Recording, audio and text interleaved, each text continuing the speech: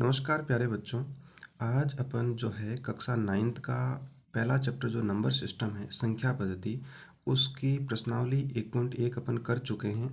और आज अपन देखेंगे कि प्रश्नावली 1.2 में कौन कौन से क्वेश्चन हैं और किस प्रकार के क्वेश्चन हैं। ठीक है, तो सबसे पहले चर्चा करते हैं क्वेश्चन नंबर 1 की, जिसमें अपन को ये बोला गया है कि नीचे दिए गए कथन सत्य हैं या असत्य हैं। ठीक है, और उनका कारण के साथ अपना उत्तर देना है। ठीक है, तो क्वेश्चन नंबर 1 जो है वो उसका पहला क्वेश्चन अपन को दे रखा है।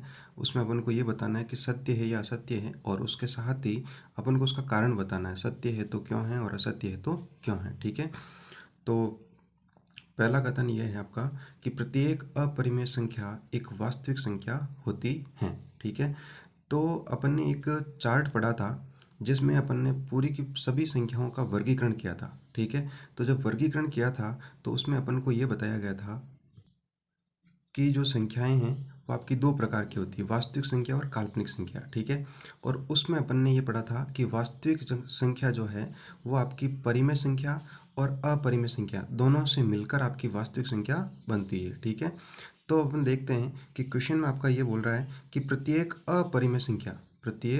अपरिमेय संख्या जो है वो वास्तविक संख्या होती है। तो हाँ, इसका ये उत्तर होगा कि हाँ, अपरिमेय संख्या जो है वो वास्तविक संख्या होगी। ठीक है, और यदि आपको ऐसे भी पूछ लेता कि परिमेय संख्या वास्तविक संख्या होती तो हाँ, परिमेय संख्या भी वास्तविक संख्या होगी। ठीक है, तो इसका कारण ये हो गया कि ये जो वास्तविक संख्या है उसमें आपकी जो परिमेय संख्या और अपरिमेय संख्या दोनों प्रकार की संख्याएं जो आएगी वो आपकी वास्तविक संख्या हो जाएगी। ठीक है,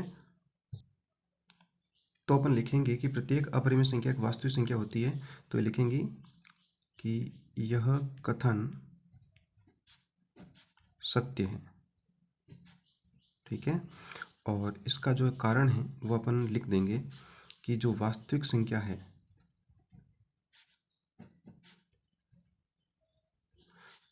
उसमें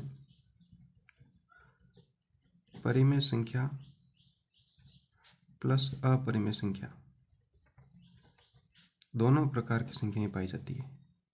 ठीक है, तो सभी अपरिमेय संख्या भी वास्तविक संख्या होगी और सभी परिमेय संख्या भी वास्तविक संख्या होगी। ठीक है, अपन को केवल यहाँ पर अपरिमेय संख्या के बारे में पूछा है। ठीक है, तो ये पहला कथन हो गया आपका।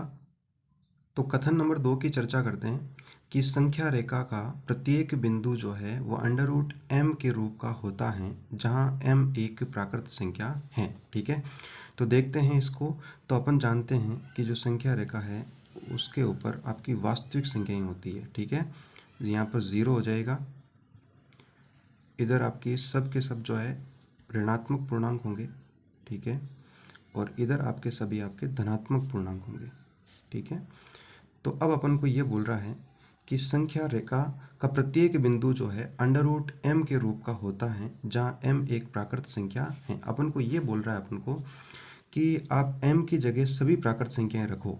ठीक है, तो ये बोल रहा उससे जो आपकी है वो वास्तविक संख्या का प्रत्येक बिंदु आ जाएगा। जैसे मैं आपको ये बताऊं कि अपन प्राकृत संख्या की बात करते हैं तो एम में आपका 1 2 3 इस प्रकार की संख्या होगी। ठीक है, अब अपने से ये बोल रहा है कि यदि इनका अंडर रूट एम किया जाए, माने प्राकृत संख्याओं का वर्गमूल लिया जाए, तो 1 का वर्गमूल लूँ तब तो अपने पास में अपन को पता है कि जैसे 1 का वर्गमूल है वो या तो +-1 होगा, या तो प्लस का 1 होगा और या फिर माइनस का 1 होगा। ठीक है, यहाँ तक ठीक है।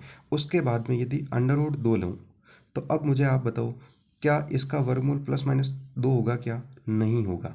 ठीक है, तो अब यदि +-2 नहीं होगा तो मुझे आप बताओ क्या इस 2 के वर्गमूल से -2 कभी आ पाएगा क्या? तो अपन बोलेंगे नहीं आ पाएगा। ठीक है, तो बस अपन से यही पूछ रहा है कि सभी प्राकृत संख्याओं का यदि मैं वर्गमूल लूँ, ठीक है, तो उससे क्या वास्तविक संख्या आ जाएगी क्या? तो वास्तविक संख्या नहीं आएगी, कुछ संख्याएं आपकी छूट जाएगी। ठीक है, बस अपन से यही पूछ रहा है। ठीक है, तो अपन ये बोलेंगे कि ये कथन जो है वो आपका क्या है? असत्य है। यह कथन असत्य है। ठीक है, आप और भी संख्याओं का वर्गमूल निकाल के देख लें। जैसे मैंने एक प्राकृत संख्या लेता हूँ 3 और 3 का वर्गमूल निकालूँ तो आपका +-3 नहीं होगा, क्योंकि इसका पूर्ण वर्गमूल नहीं निकलता है। यदि +-3 नहीं होगा तो आप मुझे बताओ क्या 3 के वर्गमूल से कभी -3 आ पाएगा क्या? नहीं आ पाएगा। ठीक है, तो अपन कारण लिख देते हैं ये कथन असत्य है और अपन ये बोलेंगे कि सभी प्राकृत संख्याओं के वर्गमूल से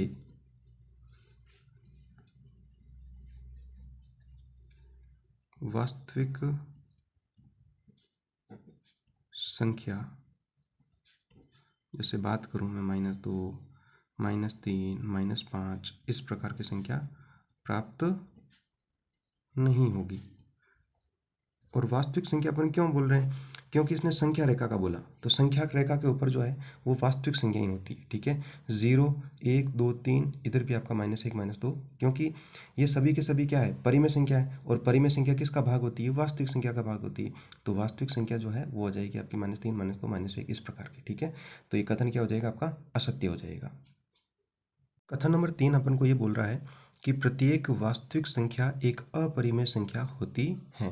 ठीक है, तो वैसे अभी इसको कथन नंबर 1 में अपन ने समझा था कि जो वास्तविक संख्या होती है, वास्तविक संख्या,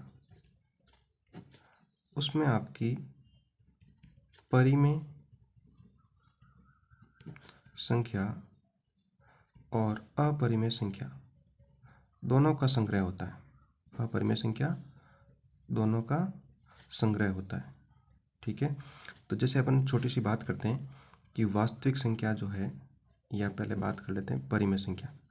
तो परिमेय संख्या को अपन को ये पता है कि सभी ऐसी संख्याएं जिनको अपन P/Q के रूप में लिख सकते हैं, ठीक है, वो आपकी सब किस में आ जाएगी? आपकी परिमेय संख्या में आ जाएगी। ठीक है, जैसे 4/5 लिख दिया अपन ने, -3/2 लिख दिया, इस प्रकार की जितनी भी संख्याएं वो परिमेय संख्याएं। जैसे मैंने 10 लिख दिया, तो ये भी आपकी क्या है? परिमेय संख्या। अब अपरिमेय संख्या की बात करते हैं अपन। तो अपरिमेय संख्या जो है वो आपकी हो जाएगी, जैसे √5 लिख दिया मैंने, ठीक है, और पाई लिख दिया मैंने, ई लिख दिया मैंने, ठीक है, और इस प्रकार की। और जैसे बात करूँ मैं, √2/3 लिख दिया मैंने, या 2√3 लिख दिया, ये सब की सब क्या हो जाएगी? अपरिमेय संख्या। ठीक है, तो अब अपन देखते हैं कि कथन क्या बोल रहा है। अच्छा, वास्तविक संख्या की बात करूँ मैं साथ साथ में, तो उसमें आपकी परिमेय संख्या और अपरिमेय संख्या दोनों आ जाएगी। ठीक है, तो अब मुझे आप ये बताओ कि ये बोल रहा है कि प्रत्येक वास्तविक संख्या जो है वो एक अपरिमेय संख्या होगी। तो ये कथन आपका असत्य होगा, क्योंकि प्रत्येक वास्तविक संख्या में आपकी परिमेय संख्या भी होगी। ठीक है, तो मुझे आप बताओ, क्या परिमेय संख्या अपरिमेय संख्या हो सकती है? क्या नहीं हो सकती है। ठीक है, तो इसके हिसाब, जैसे 1 जो है वो अपरिमेय नहीं हो सकता, 2/3 जो है वो आपका अपरिमेय नहीं हो सकता, क्योंकि जो परिमेय है वो आप अपरिमेय नहीं हो सकता। ठीक है, और जो अपरिमेय है वो परिमेय नहीं हो सकता। तो बस अपन को यही पूछा है कि प्रत्येक वास्तविक संख्या एक अपरिमेय संख्या होती है। ठीक है, तो ये कथन क्या हो जाएगा? आपका असत्य हो जाएगा। तो लिख देता हूं मैं, यह कथन असत्य है। ठीक है, और उसका अपन ने कारण अपन ने जान लिया कि जो वास्तविक संख्या जो है वो परिमेय संख्या और अपरिमेय संख्या दोनों का संग्रह होती है। ठीक है, तो अकेली अपरिमेय संख्या वास्तविक संख्या नहीं हो सकती। ठीक है, बस ये इसका कारण हो जाएगा।